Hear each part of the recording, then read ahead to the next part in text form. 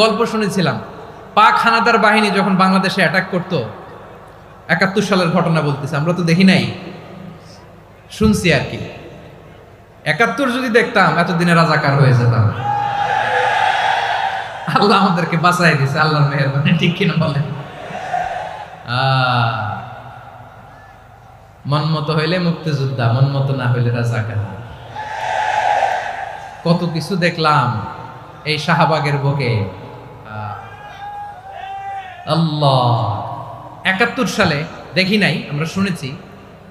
পাক হানাদার বাহিনী জিজ্ঞেস করত মুসলিম না অমুসলিম চেক করার জন্য, বলতো কালেমা বল, কালেমা বাতাও। তো যারা কালেমা বলতে পারতো পাকিস্তানি বাহিনী নাকি ওদেরকে ছেড়ে দিত, শুনেছি। তো একজনকে, এক বাঙালিরে পেয়ে তার মাথার মধ্যে বন্দুকর নল ধরে বলতেছে কালেমা বল সালে, কালেমা বাতা, কালেমা বল। তো ভয়ের চোটে এই দোয়া পড়া শুরু করছে। ও পড়তেছে লা ইলাহা ইল্লা আনতা সুবহানাকা ইন্নী কুনতু মিনাজ জালিমিন।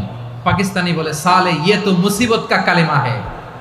বাঙালি কয় হাম তো ভি মুসিবত মে হ্যায়। পাকিস্তানি বলে বেটা কোন দোয়া বললি, এটা তো মুসিবতের কালেমা। কয় আমিও তো মুসিবতে আছি, আমার মাথার মধ্যে বন্দুক ধরে তুমি আমার কালেমা জিজ্ঞেস করো, এখন কোনটা কালিমা আর কোনটা কি দোয়া, আমার হুশ আছে নাকি?